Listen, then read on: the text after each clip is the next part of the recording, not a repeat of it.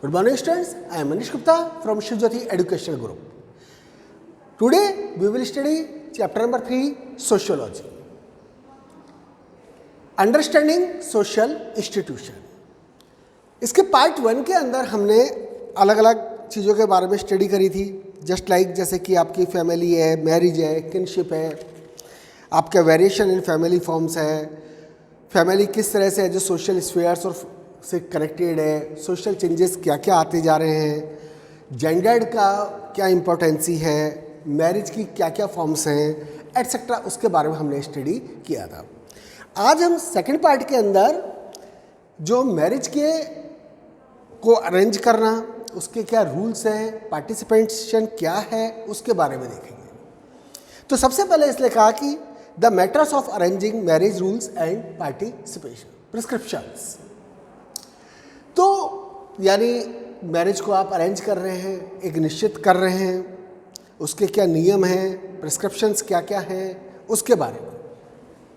तो यहाँ पर ये कह रहा है कि in some societies the decision regarding mate selection are made by parents और रिलेटिव्स। यानी आप जिससे मैरिज करना चाह रहे हैं, चाहे वो मेल पर्सन से, मेल पर्सन अगर फीमेल से करे या फीमेल मेल से करे, इट डजेंट मैटर, लेकिन वो डिसाइड किसके थ्रू किया जाता है? कुछ सोसाइटीज़ के अंदर या तो पेरेंट्स के थ्रू या रिलेटिव्स के थ्रू, जिसको कि अपन जनरली क्या कहते थे कि भाई अरेंज मैरिज। और in some other societies individuals are relatively free to choose their own mates. अब कुछ सोसाइटीज़ के अंदर माँ बाप बाद में करेंगे, पहले ये जो क्या बोलते हैं पर्सन अपने तरीके से चूज कर लेते हैं कि भाई हमें मैरिज इस पर्सन से करनी है। तो उस बेसिस के ऊपर देयर आर टू टाइप्स इसके अंदर दिया, एक तो पेरेंट्स के थ्रू मैरिज को अरेंज किया जाए और एक पर्सन इंडिविजुअली उसको चूज कर रहा है। तो अब आती है भाई रूल्स ऑफ एंडोगमी एंड एक्सोगमी। तो यहां पर कह रहा है कि forms of marriage based on rules governing eligibility ineligibility of mates is classified as endogamy and exogamy। तो आपका जो मेट सिलेक्शन है, उसकी जो एलिजिबिलिटी है या उसकी जो इनएलिजिबिलिटी है, यानी सीधी से बोले अपन योग्यता है या अयोग्यता है, उसको जो रूल्स कंट्रोल करते हैं, नियंत्रित करते हैं, उसके बेस के ऊपर हम मैरिज को दो पार्ट के लिए डिवाइड करते हैं, एक एंडोगमी, दूसरा एक्सोगमी। तो यहां पर ये कह रहा है कि एंडोगमी और एक्सोगमी के अंदर कि एंडोगमी के लिए क्या जरूरी है कि requires an individual to marry within a culturally defined group और which he or she is already a member as for example caste। तो यहां two forms of marriage,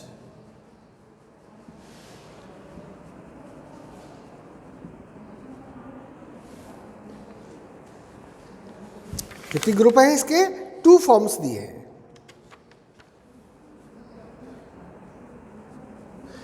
first one is endogamy और दूसरा है एक्सोगमी।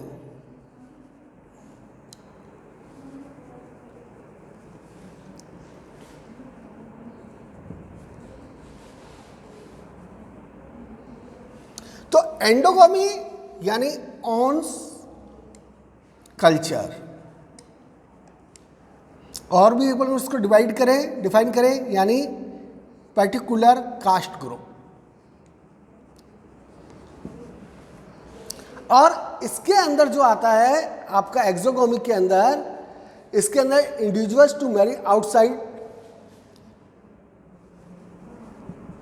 Outside his or her group.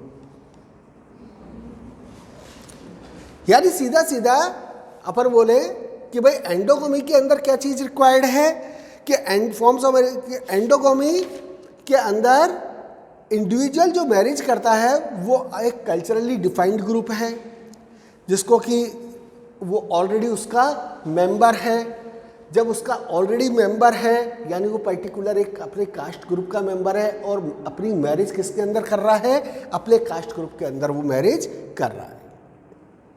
जबकि जो एक्सोगोमी है वो बिल्कुल आपका एंडोगोमी का उलट है, अपोजिट है। इसके अंदर पर्सन किससे मैरिज कर रहा है, आउटसाइड ग्रुप, यानी जिसको अपन ये कह सकते हैं इंटरकास्ट मैरिज भी बोल सकते हैं, इंटर रिलीजन मैरिज कर, यानी अपने ग्रुप को एस्केप करके वो दूसरे ग्रुप के अंदर जा करके मैरिज करता है।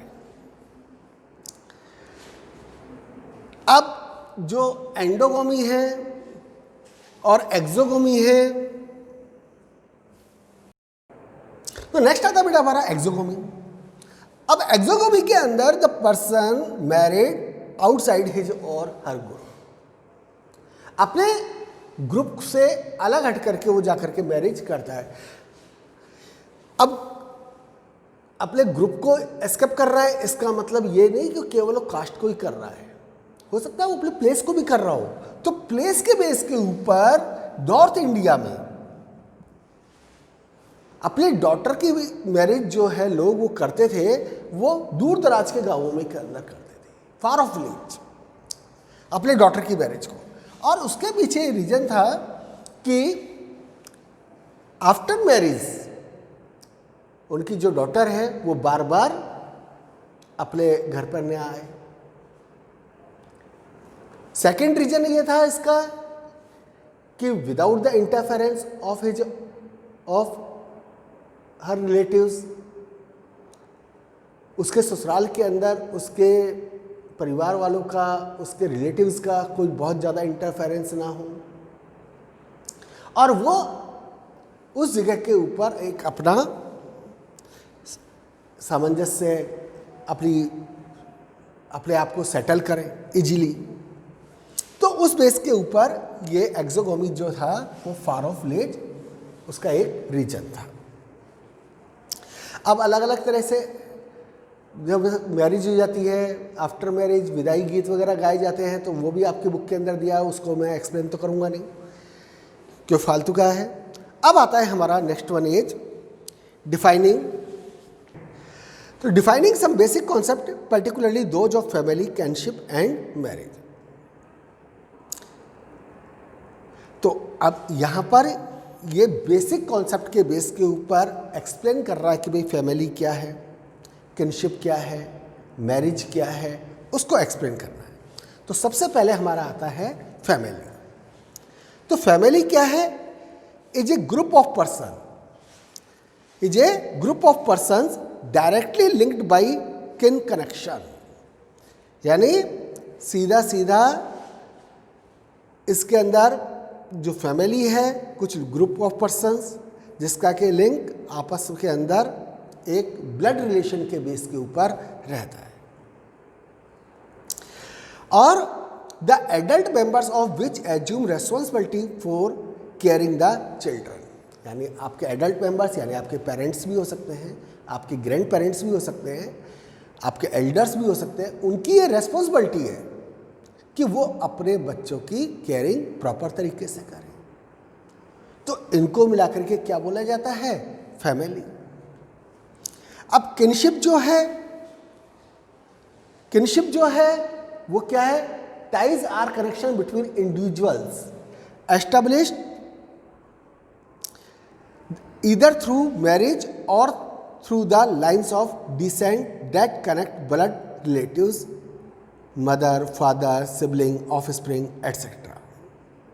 यानी आपकी किनशिप का मतलब रिश्तेदारी, सीधे सीधे बोले अपन, और भी अगर सिंपल वे में समझे तो नातेदारी, यानी इनके बीच में जो कनेक्शन रहता है, लोगों के बीच में जो आपस के अंदर जो बंधन रहता है, तो वो या तो है जो क्या बोलते हैं किसके थ्रू होते हैं, लाइन्स ऑफ डिसेंट यानी वंश परंपरा के थ्रू, या फिर वो ब्लड कनेक्शन। तो kinship ties are connection between individuals established either through marriage or through the lines of descent that connect blood relatives, mother, father, siblings, offspring etc. ये इसके एग्जाम्पल है। तो यानी किनशिप क्या है कि इसके अंदर जो व्यक्ति हैं, जो पर्सनल जो पर्सन्स हैं, वो आपस में एक दूसरे से कनेक्ट रहते हैं। अब वो कनेक्शन जो है या तो किसके थ्रू हो सकता है, आपके वंश परंपरा के थ्रू भी हो सकता है, डिसेंट के थ्रू, और सेकंड जो कनेक्शन हो सकता है वो किसके थ्रू हो सकता है, ब्लड रिलेटिव्स। आज हमारे पेरेंट्स से जो रिलेशन है किस बेस के ऊपर है, ब्लड के बेस के ऊपर है। तो ये दोनों ही चीजें इसके अंदर आती है। अब third one is that is marriage, बहुत इंपॉर्टेंट चीज है।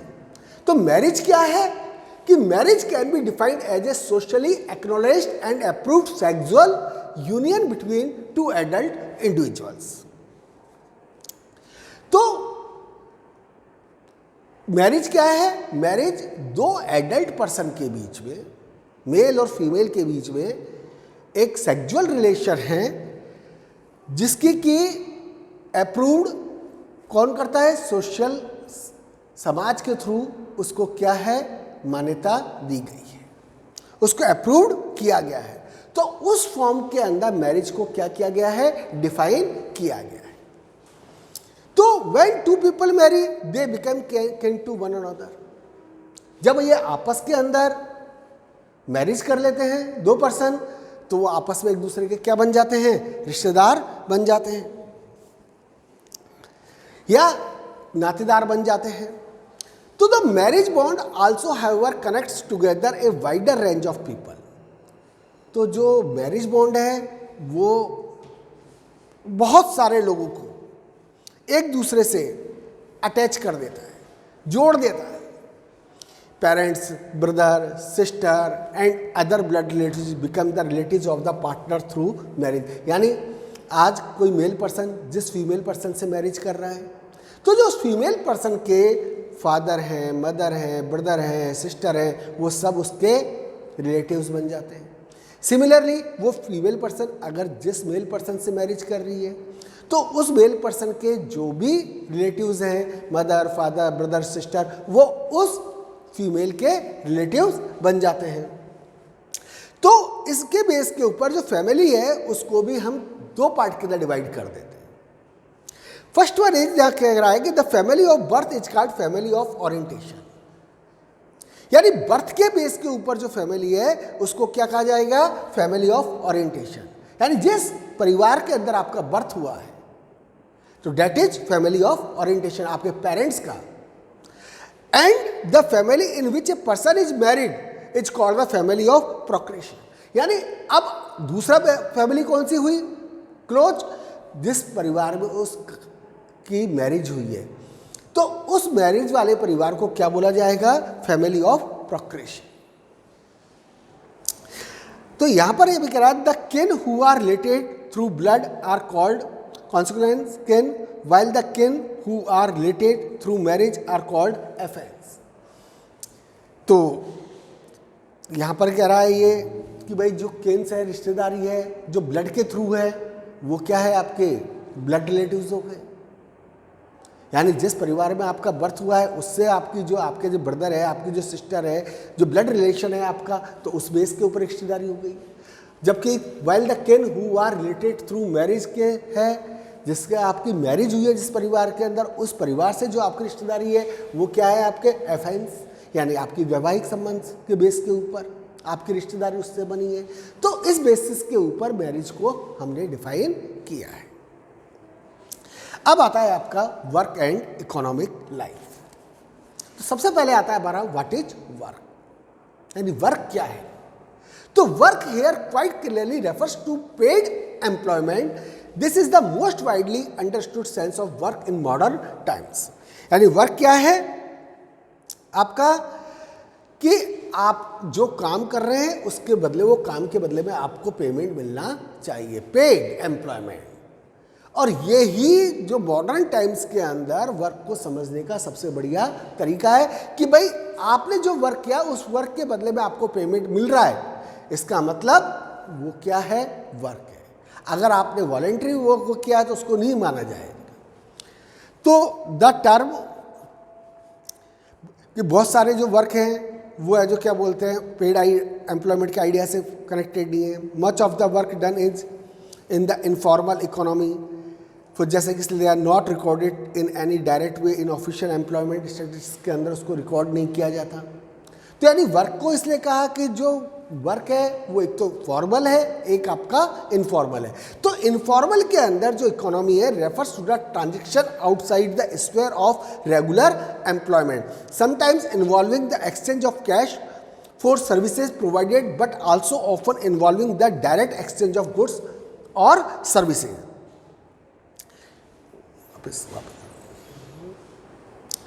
तो यहां पर ये कह रहा है कि जो इनफॉर्मल इकोनॉमी है उसका मतलब क्या है, रेगुलर एम्प्लॉयमेंट के एरिया से दूर जाकर के यानी उससे अलग हट करके किया जाने वाला काम।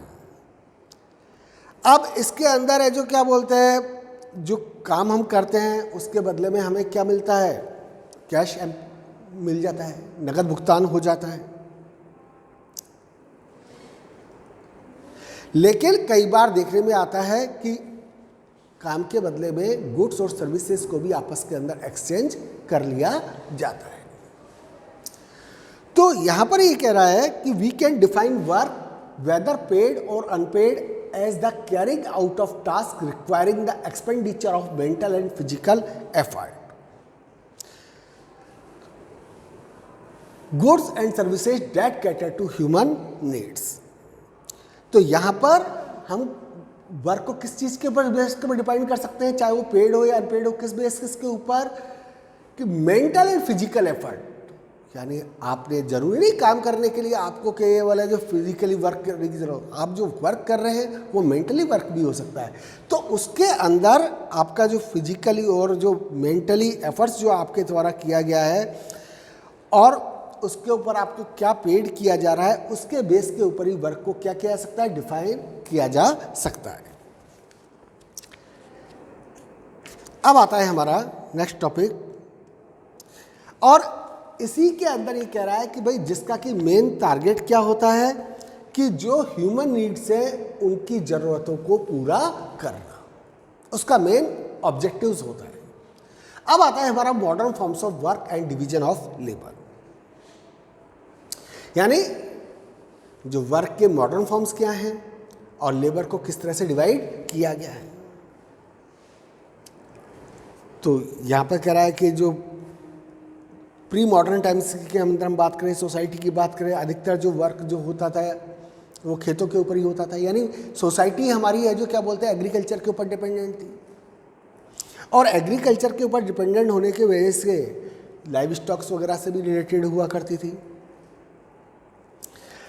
तो जनरली है जो क्या बोलते हैं जो सोसाइटी थी वो हमारी उससे रिलेटेड ही होती थी। तो in the industrially developed society only a tiny proportion of population works in agriculture, यानी ज़्यादातर सोसाइटी के अंदर जो वर्क करते थे लोग कहाँ पर करते थे, एग्रीकल्चर के अंदर करते थे। केवल कुछ ही पोर्शन था जिसके अंदर के लोग एग्रीकल्चर का काम नहीं करके कोई दूसरा काम किया करते थे। एंड फार्मिंग, और फार्मिंग अपने आप के अंदर एक इंडस्ट्री टाइप बन चुकी थी।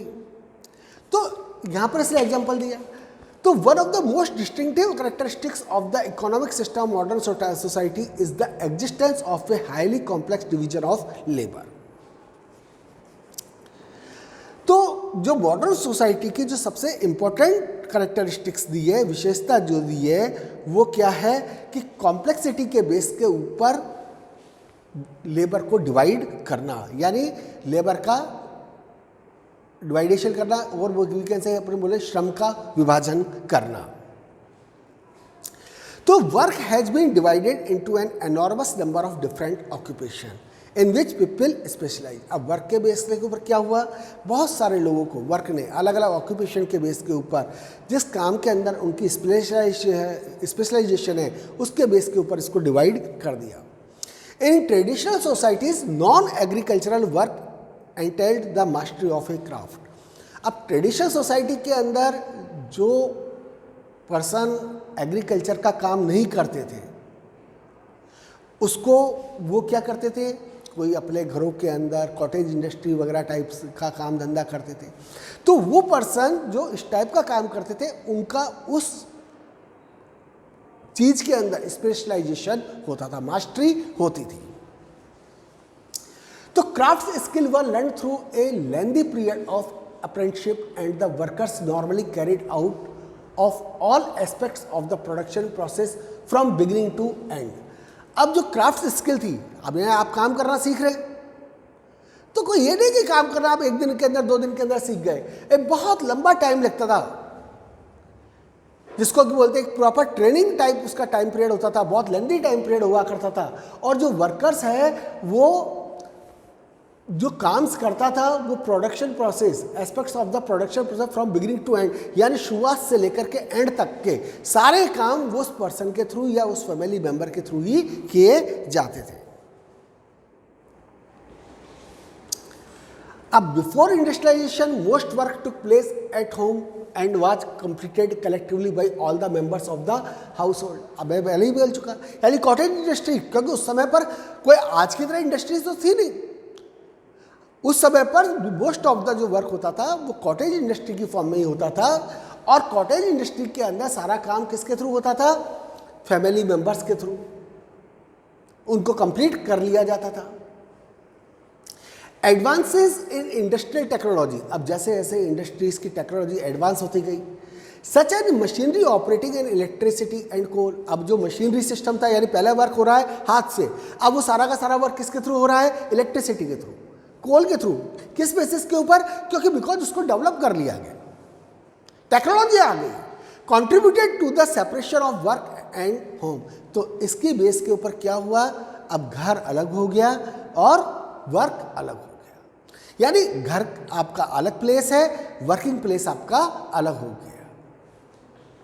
Factories owned by the capitalist entrepreneurs become the focal point of industrial development. अब जो फैक्ट्री जो एस्टेब्लिश हुई थी पूंजीपतियों के द्वारा, कैपिटलिस्ट के द्वारा, वो इंडस्ट्रियल डेवलपमेंट करना उनका एक मेन फोकल पॉइंट बन गया।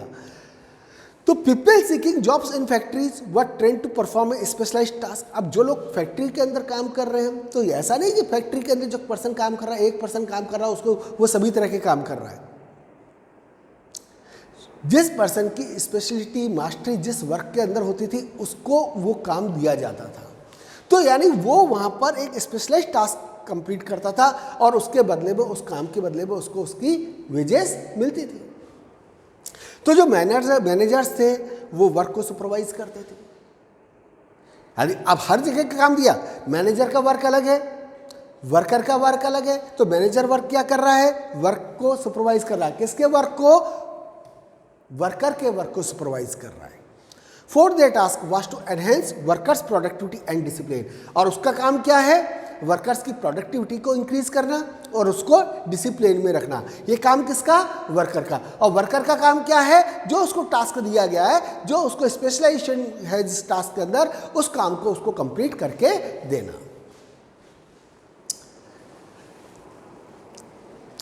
तो one of the main features of the modern society is an enormous expansion of economic interdependence. अब एक और मॉडर्न सोसाइटी का फीचर आया सामने, यानी हम इकोनॉमिकल जैसे जैसे जो क्या बोलते हैं वर्क आगे बढ़ता गया, हम इकोनॉमिक रूप से भी एक दूसरे के ऊपर क्या हो गए? इंटरडिपेंडेंट हो गए।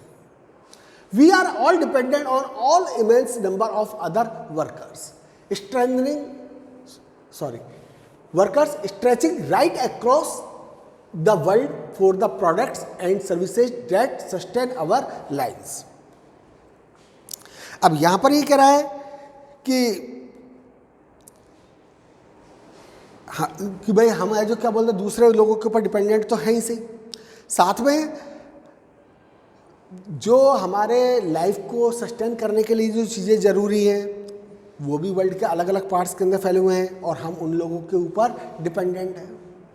The vast majority of people in modern society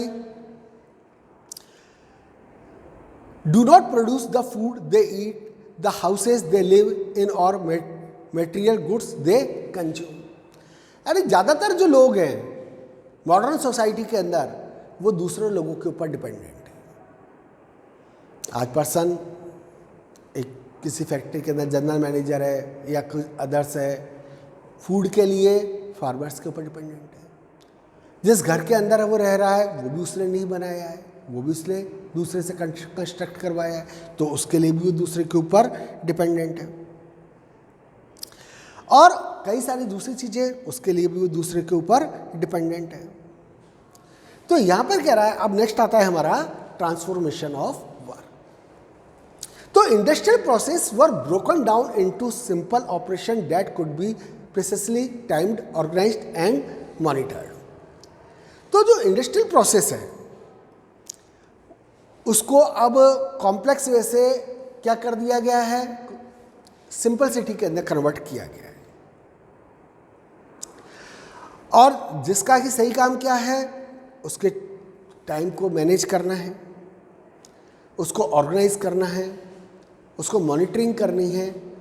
तो ये सारी चीज़ें के बेस के ऊपर अब वर्क का जो फॉर्म है वो भी क्या होता गया है, चेंज हो गया है। तो ट्रांसफॉर्मेशन ऑफ वर्क। अब इंडस्ट्रीज वगैरह की हम बात करें तो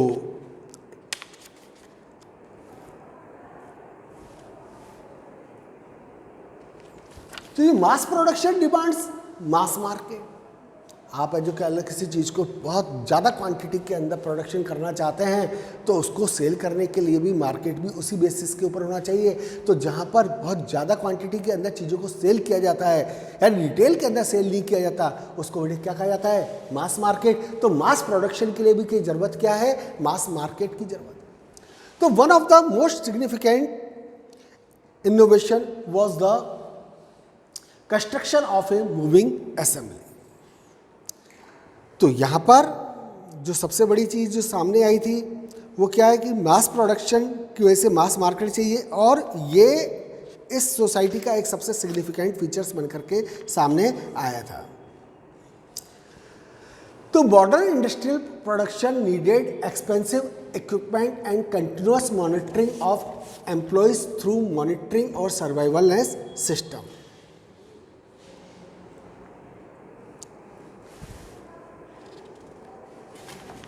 सर एक मिनट रुक जाओ। तो मॉडर्न इंडस्ट्रियल प्रोडक्शन यानी आपको इंडस्ट्रीज के अंदर प्रोडक्शन करना है, उसके लिए आपको ज़रूरत क्या है, आपको एक्सपेंसिव इक्विपमेंट्स भी होने चाहिए जिसके बेस के ऊपर आप अपने एम्प्लॉयज़ की रेगुलर मॉनिटरिंग कर सकें। तो उस मॉनिटरिंग का बेनिफिट क्या होता है बेटा, कि प्रोडक्टिविटी पावर वर्कर्स की इंक्रीज होती है, वर्कर्स है जो डिसिप्लिन के अंदर रहता है। तो over the last decade there has been a shift to what is often called flexible production and decentralization of work। तो प्रोडक्शन प्रोसेस के अंदर भी अब चेंजेस आया कई सालों के अंदर, पिछले कई सालों में हम देखते हुए हैं। यानी क्या हो गया है, एक फ्लेक्सिबल प्रोडक्शन बन गया है। यानी वो जो वर्क है जो हमारा है, जो there has been a shift to वॉटेज, यानी जो शिफ्ट हुआ है वर्क का प्रोडक्शन, उसको बोले क्या बोला गया, फ्लेक्सिबल प्रोडक्शन। और डिसेंट्रलाइजेशन ऑफ वर्क, यानी वर्क अब पर्टिकुलर एक ही जगह पर नहीं, अलग अलग पर्सन के थ्रू किया जाने लगा। तो it is argued that in this period of globalisation it is the growing competition between firms and countries that makes it essential for firms to organize production suiting the changing market condition। तो यहाँ पर अब आज का दौर किसका है, globalisation का दौर है। अब उसके बेस के ऊपर लगातार कंपटीशन होता जा रहा है। कंपटीशन किसके बीच में, कंट्रीज़ के बीच में भी है, जो कंपनीज़ हैं उनके बीच के अंदर भी कंपटीशन बढ़ता जा रहा है। तो उसकी वजह से ये ज़रूरी हो गया है कंपनीज़ के लिए कि वो अपने प्रोडक्शन को ऑर्गेनाइज करें, यानी जो सारा प्रोडक्शन है उनका वो अंडर वन रूफ करें, एक ही छत के नीचे, जिससे कि उनके ऊपर मॉनिटरिंग आराम से किया जा सके। और यही चीज़ forms to organize production suiting the changing market condition, यानी जो मार्केट कंडीशन सूट कर रही है उसके अनुसार उसको अपने प्रोडक्शन को आगे बढ़ाएं। अब आता है हमारा नेक्स्ट वन इज पॉलिटिक्स। अब पॉलिटिक्स क्या है, जो political institution are concern with the distribution of power in society, यानी सीधा सीधा अपनी पावर को आप सोसाइटी के बीच के अंदर क्या कर रहे हैं, डिवाइड कर रहे हैं। अब किसके बीच में, तो इसके पीछे दो कॉन्सेप्ट काम करते हैं। Which are critical to the understanding of political institution. तो उसके लिए पॉलिटिकल इंस्टीट्यूशन को समझना जरूरी है। अब इसके अंदर दो चीज़ें इंपॉर्टेंट है, एक तो है बेटा जी पॉलिटिकल इंस्टीट्यूशन के अंदर दो कॉन्सेप्ट कौन से, एक तो पावर का और सेकंड वन इज अथॉरिटी। यानी हिंदी में अपन बोले तो पावर मीन्स शक्ति एंड अथॉरिटी मीन्स लाइक के सत्ता, इसको बोल सकते हैं। तो पावर क्या है कि power is the ability of individual और groups to carry out their will even when opposed by others. यानी आप अपनी पावर का एबिलिटी ऑफ इंडिविजुअल, उस पर्सन की, ये पर्टिकुलर एक पर्सन की या एक ग्रुप की वो एबिलिटी है जिसमें कि वो अपनी विल को दूसरे लोगों के ऊपर इम्पोज कर रहा है, उनसे फॉलो करवा रहा है, चाहे वो ग्रुप के दूसरे लोग उसका अपोज ही कर रहे हैं, फिर भी उनको मजबूरी के अंदर उसको फॉलो करवाना पड़ता है। तो दैट इज पावर। तो it implies that those who hold power do so. अब यानी ये किसको बताता है, जिसके पास पावर है वो पर्सन ये करेगा at the cost of others. यानी किसके, यानी उसको दूसरे लोगों की परवाह नहीं है, उसके पास पावर है तो जो उसने चाहा वो उसने करा। तो in the other words an individual और group does not hold power in isolation, they hold in relation to others. यानी जिन लोगों के पास पावर नहीं है वो तो ऐसा करेंगे नहीं, और दे होल्ड इन रिलेशन अदर्स, यानी वो जो इसके पास पावर है वो पावर उसका आइसोलेशन में नहीं रह सकता, वो पावर का वो यूज किसके साथ कर रहा है, किसके ऊपर कर रहा है, जिसके पास में पावर नहीं है। तो ये दोनों के बीच के अंदर एक आपस में एक रिलेशन बनता है। तो इंडिविजुअल और group has power to the extent to which others abide by their will. यानी एक इंडिविजुअल या ग्रुप के पास में पावर का मतलब क्या है, वो अपनी पावर को यूज में लेते हुए दूसरों से उसको फॉलो करवाता है। तो in this sense political activities और politics is concerned with power. तो यार जितनी भी आपकी पॉलिटिकल एक्टिविटीज़ है या फिर जो पॉलिटिकल है वो सब किससे संबंधित है, आपकी पावर से रिलेटेड है।